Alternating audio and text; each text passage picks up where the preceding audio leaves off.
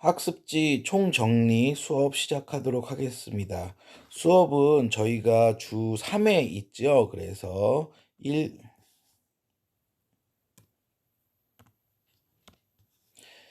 1차 시, 2차 시, 3차 시 이렇게 세 가지 수업으로 나눠져 있고요. 세 개 수업에 그러니까 1차 시에 두 개의 강좌, 1강좌, 2강좌. 그리고 2차 시에 1강좌, 2강좌. 3차 시에 1강좌, 2강좌. 그래서 총 6개의 수업이 올라와요. 이거는 총 1주에 6개의 수업이 올라올 것으로 해서 구성을 했습니다. 그러니까 그렇게 해서 보시면 될 것입니다. 그래서 요게 하나, 둘, 셋 이렇게 해서 올라갑니다. 염두하시고 수업을 보시도록 하시겠습니다. 자, 그럼 첫 번째가 21번하고 22번 수업입니다. 21번이 이제 동학농민운동인데요. 동학농민운동에 대한 내용 자세히 한번 보도록 하겠습니다. 동학농민운동은 동학이라고 불리워지는 종교를 농민들이 주된 사람들, 주모자죠, 주모자. 주된 사람들로 하여서 움직인 운동입니다. 운동이라는 말은 바꾸자 이런 거예요. 바꾸자. 우리 무언가를 한번 바꿔봅시다. 이렇게 되는 겁니다. 그래서 방금 말씀드렸다시피 농민층이 가장 중요한 사람들이었죠. 그럼 농민들이 왜 바꾸자라고 요구를 했는가? 왜 바꾸자라고 요구했는가에 대한 이야기들을 먼저 하겠습니다. 자, 농민들은 불만이 쌓였었어요. 어떤 불만이 쌓였느냐? 삼정의 문란, 곡물 수출, 그 다음에 당백전의 남발, 이런 것들을 통해서 요렇게 요만큼을 통해서 물가가 인상됐죠. 물가가 인상됩니다.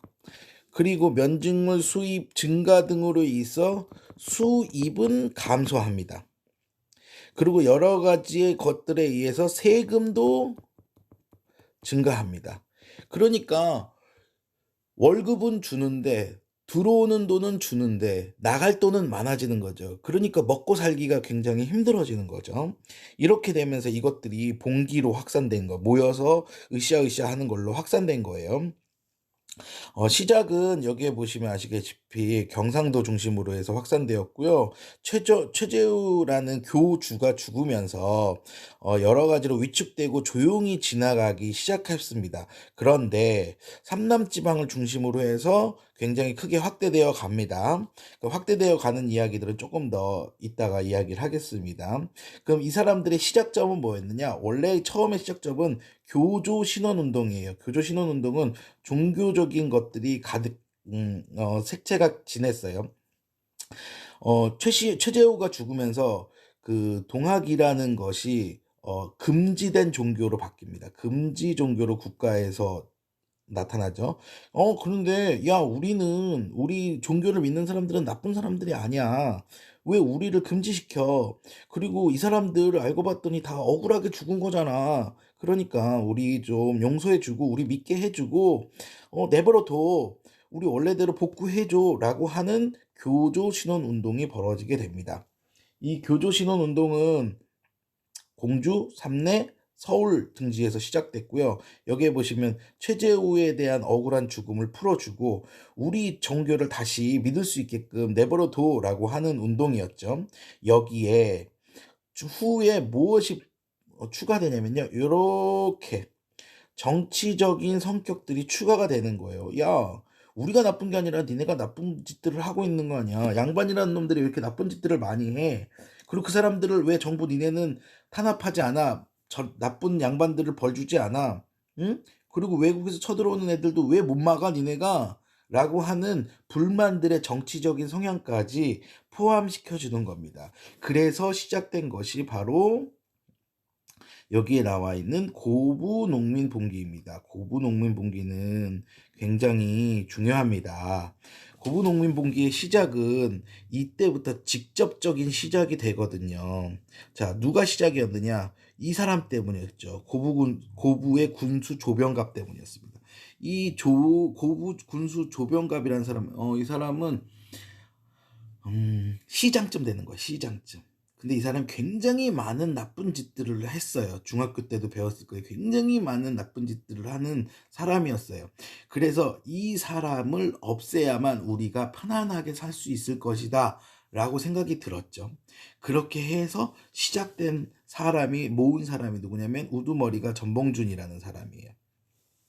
이 사람을 중심으로 해서 봉기가 시작됩니다. 이 사람 당연히 농민이었죠. 농민이었던 전봉준이 고부 관할을 습격합니다. 그리고 나서 이 사람들에 있는 것들을 밤에 야밤에 공격을 했기 때문에 속수무책으로 이 사람들은 당했죠. 이렇게 되면서 고부 군수 조병갑을 죽이려고 했어요. 그런데 이 사람이 여러 가지 방법들로 이 전봉준과 농민 군대를 이렇게 회유하죠. 야, 내가 잘못이 아니야. 나도 위에서 다 시킨 대로 하는 것뿐이야. 그러니까 나한테 뭐라고 하지 마. 그리고 너희들의 얘기를 들어보니 너희들도 참 힘들었겠구나. 내가 그러면 윗사람들한테 가서 너희들의 억울한 마음하고 니네들이 고쳐달라고 하는 거를 다 고쳐주마. 그 뒤에 니네가 날 죽이려면 죽이든지 살리려면 살리든지 마음대로 해라. 라는 식의 논리를 펐죠. 그래서 이 농민 군대들은 그 말을 듣고 그래? 그럼 알겠어. 그럼 네가 가서 이야기를 해. 라고 해서 조병갑만 풀어주게 되죠. 그런데 이 조병갑이 윗사람들한테 가서 야, 이 사람들이 이렇게 억울하고 화가 났으니까 용서해주고 풀어주자라고 한 것이 아니고 이 나쁜 놈들 다 죽여버려야 된다라고 이야기를 해버린 거죠. 이렇게 되면서 본격적인 농민 봉기가 시작됩니다. 여기서부터 이제 동학농민운동의 이제 본격적인 시작점이죠. 예선전이 끝나버린 본 경기가 시작된 거죠. 여기 내용을 보시면 아시겠다시피 농민봉기의 가담자들 처벌하겠다라는 것 때문에 전라도에서 농민군들을 모아가지고 이 사람들이 세운 피치플레이가 있어요. 폭력에 억압받던 백성들을 구한다. 라는 피치플레이를 내세워서 본격적인 동학농민운동이 시작됩니다. 그리고 이 사람들은 우리 아까 얘기했잖아요. 여기 그 조병갑이라는 사람이 있던 데가 고부였잖아요. 고부 군수였잖아요. 이 고부 군수라는 건 시장쯤 된다 그랬잖아요. 야, 시가 아니다 이제. 시 위에 뭐예요? 도죠. 우리 도로 가자라고 해서 이때의 도였던 전주를 습격하게 됩니다. 그러니까 경기도 같은 전라도가 지금 날아가게 생긴 거예요. 난리가 났죠. 근데 정부 군대는 계속 패배합니다. 패배. 그래서 도움을 요청합니다. 누구한테? 청나라한테. 근데 청나라랑 일본이랑 얼마 전에 약속을 했어요. 그 약속 이름이 텐진조약인데 이 텐진조약 때 뭐라고 했냐면 야, 청나라 군대가 움직이면 일본 군대도 같이 움직여. 청나라 군대가 빠지면 일본 군대도 같이 빠져를 약속했단 말이야. 그렇게 되니까 이 그러니까 청나라의 도움을 요청했는데 일본 애들도 같이 왔어. 그래서 청나라 군대와 일본 군대가 오게 됩니다. 이렇게 되니까 농민 군대 입장에서는 야, 씨, 우리가 도와줬던 것들이 도리어 우리나라를 더 어렵게 만드네. 외국 군대가 우리 때문에 외국 군대가 들어와? 어떡하지? 라고 하는 고민에 빠지게 됩니다. 요렇게 고민에 빠질 때쯤에 정부가 야, 우리 화해하는 약속을 하자. 라고 합니다. 어디에서? 니네가 이긴 전주에서. 그래? 그럼 약속 내용은 뭔데? 야, 우리 일본 군대하고 청나라 군대 왔잖아. 내는 걔네들 다 내보낼게. 다시 내보내고, 야, 나쁜 짓 했던 조병각 같은 놈들 있지? 그 놈들 내가 다 대신 혼쭐 내줄게. 그리고 니네는 이 말을 믿을지 못 믿을지 모르잖아.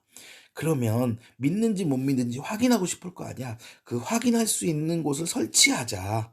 그래서 직강소를 설치하게 됩니다. 이렇게 해가지고 1차 동학농민운동이 해산되고 마무리가 지어지는 듯 했습니다. 그런데 여러 가지 문제가 터지게 되지요. 자, 2차 농민운동부터 먼저 보도록 하겠습니다. 근데 얘네가 가야 되는데 안 갔어요. 안 가? 그럼 우리 계속 싸울래? 이렇게 된 거예요. 계속 싸울래? 그렇게 되면서 2차 봉기가 시작이 됩니다. 근데 이때는 일본 군대가 직접적으로 어 참여를 했었거든요. 그래서 일본의 서양식 무기에 우리나라 그 동학농민운동이 대부분 어떻게 할 수 있는 방법이 없었어요. 그중에서 가장 큰 전투라고 할 수 있는 공주의 우금치 전투에서 일본군하고 관군하고 있는 신식 군대에게 패배하게 됩니다. 이렇게 되면서 2차 봉기는 1차 봉기는 우리 1차 봉기는 스스로 해결했다고 하면 2차 봉기는 스스로가 아니라 패배했기 때문에 해산됩니다. 그냥 해산이 아니라 강제 해산되는 결과를 낳게 됩니다. 그럼 그 내부적인 이야기들을 보도록 할게요. 일본 군대는 왜 있었어? 왜 철수를 안 했어? 요거 때문이야. 무슨 전쟁? 청일 전쟁. 요거 때문입니다. 그렇게 되면서 청하고 일본하고 둘이서 야 이제 니네 동학농민운동 해산됐으니까 니네 가 그랬더니 이것들 둘이서 싸운 거야. 그게 청일 전쟁이죠. 이 전쟁에서 누가 이기게 됩니까? 일본이 승리하고 청나라가 패배하게 됩니다. 뿅승 이렇게 됩니다. 그리고 조약을 맺어요. 그 조약의 이름이 시모노세키 조약입니다. 이 시모노세키 조약에서는 야 조선은 자주권 자기가 주인인 권리를 가져. 그리고 우리가 전쟁에서 쓴 돈 청나라 니네가 내놔. 그리고 니네 땅도 내놔. 청나라 니네 땅도 내놔. 이렇게 된 거예요. 그러니까 우리 입장에서는 손해가 아닌 것 같은데 첫 번째 손해. 청일전쟁이 어디서 일어났다? 조선에서 일어났다. 이게 첫 번째. 두 번째. 자주권. 자기가 주인인 권리를 조선에게 줬어. 그러니까 어 청나라 니네는 간섭하지 마라고 얘기하는 거지만 실제적으로 이야기하면 일본은 조선을 간섭할 수 있지만 청나라는 조선을 간섭할 수 없다는 내용이었죠. 이렇게 되면서 일본의 세력이 급속도로 커지게 돼요. 그러니까 이거 어떻게 이것에 대한 욕심을 내는 사람들이 또 생겨요. 그게 이제 러시아, 프랑스, 독일이에요. 얘네들이 가만히 있어봐라. 일본 얘네들이 그러면 잘하면 이 라오뚱 반도를 가져갔으니까 얘네가 중국을 다 가져가는 거 아니야? 근데 러시아도 중국 갖고 싶고 프랑스도 중국 갖고 싶고 독일도 중국 갖고 싶은데 안 되겠다. 그래서 얘네 셋이서 힘을 합쳐가지고 야 니네 라오뚱 반도 다시 돌려줘. 니네 감히 청나라 우리가 먼저 찜했어. 그러니까 니네 건들지 마라고 하는 삼국 간섭을 벌이게 된 겁니다. 이렇게 되면서 조선이라는 나라는 자연스럽게 중국이라는 나라의 큰 먹잇감 때문에 자연스럽게 일본 쪽으로 이렇게 흘러갈 수 있게끔 물꼬를 틔워주는 결과를 낳게 됩니다. 근데 핵심적인 주제는 이거였죠. 동학농민운동의 이게 주제죠. 요것도 역시 매우 중요합니다. 잘 보십시오. 동학농민의 의의 매우 중요합니다. 첫 번째 특징, 반봉건적. 그러니까 왕이 다스리는 것에 대한 정치를 반대한다 이거예요. 중요한 건 이거야. 왕을 없애자가 아니야. 왕이 다스리는 정치에 대해서 반대한다. 왕 너 똑바로 못해? 너 똑바로 해! 라고 하는 거죠. 두 번째, 반침략적입니다. 여기서 이거는 조금 이해가기 쉬우시죠? 일본이라든가 청나라 같이 외국 세력들 싫어. 그러니까 니네 제발 돌아가. 우리끼리 알아서 할게. 라고 하는 것들이죠. 그리고 이 세력들이 요구했던 동학농민운동 때 요구했던 내용들이 갑오개혁 때 대부분 야 우리나라를 이렇게 고쳐주세요라고 했던 내용이 갑오개혁에 들어가게 되고요. 그리고 동학농민운동에 참가했던 살아남은 사람들이 일본에 반대하는 의병운동에 참가하게 됩니다. 이렇게 되면서 21번 이야기가 끝이 납니다. 자, 22번 이야기 하도록 하겠습니다. 자, 갑오개혁입니다. 우리 금방 봤죠? 갑오개혁의 내용이 들어간다고 이야기했어요. 어떤 내용이 동학운동에서 요구했던 내용들이 들어간다라는 겁니다. 자, 갑오개혁은 1차, 2차 두 번에 걸쳐서 이루어집니다. 자, 1차 갑오개혁은 누굴 통해서 이루어지냐? 군국기무처라고 불리워지는 기구를 통해서 시작됩니다. 자, 그럼 이제 자세하게 보도록 하겠습니다. 1차 개혁, 교정청이라는 걸 설치해서 일본군이 경복궁을 점령하고 청일 전쟁을 통해서 김홍집 내각이 구성된다 이렇게 됩니다. 여기서 이제 자세히 보시면 일본이 승리했으니까 일본과 친했던 음, 김홍집이 왕의 핵심으로 가게 되는 거예요. 왜냐하면 일본의 영향력이 조선에게 커지니까요. 우리 아까 청일전쟁 얘기하면서 이야기를 했습니다.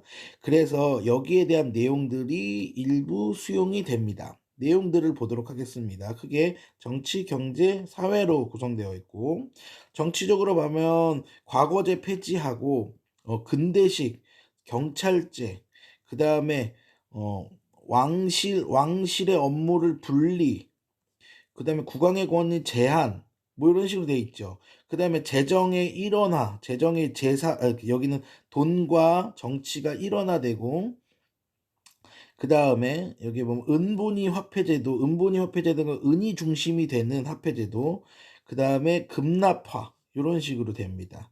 그래서 요 두 가지, 요 지금 이야기했던 것들은 서양식입니다.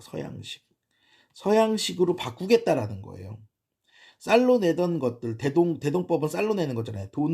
돈으로 바꾸고. 어, 왕은 이제 정치를 하긴 하되 정치를 잘하는 전문 경영인한테 맡기게끔 하고, 우리도 서양식으로 경찰제 하고 이렇게 한다라는 거예요. 그 다음에 두 번째, 요겁니다. 요렇게 해당이 되는 건데요. 요렇게 되는 건데, 요거는 동학농민운동 때 나왔던 내용들이에요. 우리가 요구했던 것들이에요. 예를 들면 이런 것들이에요. 과부가 전쟁 등으로 인해서 많이 아니, 남자들이 전쟁 등으로 인해서 많이 죽었잖아요. 그럼 이 부인들은 어떻게 먹고 사냐? 이 부인들을 먹고 살 수 있게끔 재혼을 허락해 줘라라고 하는 것들. 그다음에 야, 죄를 지은 놈은 그 사람으로 끝내야지 왜 아들도 그거에 대한 피해를 보게 하느냐. 그 노비자가 왜 필요하냐. 서양식 보면 서양은 노비 없다. 우리들도 다 개인적으로 한 사람이다. 사람으로 인정해 달라. 신분 차별 없다. 이런 것들에 대한 동학농민운동의 요구들도 포함이 되어져 있었어요. 그리고 나서 2차 개혁이 본격적으로 시작됩니다. 자, 여기에 보시면 흥선대원군 실각 후에 김홍집, 아까 나왔던 이 양반이죠. 어디 있어? 여기 있어. 김홍집 친일. 여기서 얘기하는 친일은 일본과 친한 사람들이에요. 일본에게 우리나라를 팔아먹기 위한 사람들이 아니었어요. 이때의 친일적 성향에 있는 사람들은 일본에 있는 여러 가지 것들을 우리나라가 배워서 그것들을 통해서 우리나라를 강한 나라로 만들고 싶어 하는 사람들이었어요. 청나라의 것들을 배워서 청나라처럼 우리나라도 강한 나라를 만들자라고 하는 사람은 친청파, 그리고 이 사람들은 친일파라고. 우리가 보통 이야기하는 친일파는 우리나라를 팔아서 일본에게 바친다라고 한 사람이잖아요. 근데 김용집이나 박영효 같은 사람들은 그런 사람들이 아니에요. 그래서 이 사람들이 홍범14조 14개의 중요한 내용들을 가지고 군국기무처를 폐지합니다. 그리고 나서 내각제를 실시합니다. 내각제라는 것은 이때부터는 본격적으로 왕의 힘보다 정치인들의 힘이 커지는 시기예요. 요때는 1차 때는 왕은 왕대로 하되 왕 밑에 왕비도 있고 그다음에 왕자들도 있는데 그 사람들의 정치적 왕 이외의 정치에 있는 사람들을 없앤다면, 요때부터는 왕에 있는 정치적인 힘도 약화시키는 그런 것들을 하게 된 거예요. 그러니까 약간씩 거의 서구화시키는 정치 조직으로 바꾸게 됩니다. 그래서 보시면 우리 아까 여기 보시면 그 과거제도 없었잖아요. 그래서 이때부터는 과거제도가 아니라 서양식으로 해서 재판소도 만들고 그래가지고 이제 법관들도 만들고. 그전에는 법관들은 누가 했어요? 세금도 거두면서 법도 하면서 군사적인 힘도 하는 그런 사람들이 있었잖아요. 누구의 수령이죠, 수령, 사또. 이 사람들이 있었는데 그런 것들이 아니라 따로따로 두기 시작합니다. 이렇게 되면서 서양화된 정치 시스템을 갖게 됐어요. 경제적으로도 볼게요. 경제적으로도 보시면 유구이전을 폐지하고 유기전이라는 걸 폐지하고 상리국도 폐지하면서 이게 이제 왕실과 연관된 상업 기업가를 이야기합니다. 이렇게 되는 거예요. 전에는 왕실하고 왕실에 관련된 상인들이 따로따로 자기들끼리만 했어요. 그러니까 예를 들면 사과가 하나 있으면 이 사람들이 왕실한테 팔 때 1,000원 그러면 왕실은 1,000원어치 다른 걸 줬단 말이야. 근데 사실은 사과는 200원이면 샀어. 그러니까 이 사람들이 굉장히 폭리다매를 가지고 있었단 말이에요. 엄청난 이익을 가졌어요. 그러니까 이 사람들의 정치적인 힘도 당연히 컸고요. 이렇게 하면 안 된다. 야, 니네들도 우리랑 공정하게 결의하자라고 하면서 개인들이 국가의 물건을 팔 수 있는 판로들이 결성되면서 경제적인 힘들을 키우기 시작합니다. 그리고 이제 학교와 관련된 것들도 발표하면서 기초교육을 시작하는 것들이 나타나기 시작합니다. 그런데 이때에 아주 안 좋은 사건이 하나가 벌어지죠. 그게 명성황후 시해 사건입니다. 명성황후 시해 사건을 을미사변이라고 하고 이때 고종이 이제 어디로 가게 됩니까? 러시아 공사관으로 몸을 옮기게 됩니다. 그래서 러시아 공사관에서 아관 파천은 굉장히 큰 사람이 움직였다라고 하는 거죠. 이렇게 됩니다. 그 와중에 우리는 이제 3차 개혁을 하게 됩니다. 이 사람들은 이제 완전 친일적인 내각이죠. 그러니까 점점점 일본의 힘이 커진다라는 걸 알고 계시면 됩니다. 그래서 완전한 서양식, 태양력, 그전엔 태음력, 그다음 우편, 그다음에 머리도 자르게 하죠. 단발령은 그때 머리가 원래는 이렇게 상투를 틀었었는데 그게 아니라 이제 지금의 이렇게 가르마 있는 이 머리로 이제 바뀌게 된 거죠. 그래서 이거에 대한 이야기들까지 나오게 됩니다. 자, 그러면 이런 3번에 걸친 갑오개혁의 의의는 무엇이냐? 자, 의의 굉장히 중요합니다. 갑오개혁의 의의 굉장히 중요합니다. 첫 번째 의의 보도록 하겠습니다. 갑신정부가 동학운동에 대한 요구를 반영하였다. 그러니까 이거는 뭐냐면 제도를 개편한다. 나쁜 것들을 고친다. 그래서 이 제도를 개편하는 내용을 이렇게 이야기합니다. 통치체제를 정리한다. 두 번째, 이게 아주 중요한 건데요. 신분제도가 개혁됩니다. 신분제도가 없어졌다는 뜻이에요. 양반, 평민, 상놈 이런 것들이 없어지고 과거제도 없어지게 됩니다. 그리고 이렇게 되면서 사람들이 전에는 양반만 정치해라고 하는 것이 아니라 이제는 평민들도 정치할 수 있어. 평민들의 정치적 힘이 커지기 시작합니다. 그리고 이것들이 나중에 이제 우리가 정치를 할 수 있다는 뜻은 이건 우리나라야.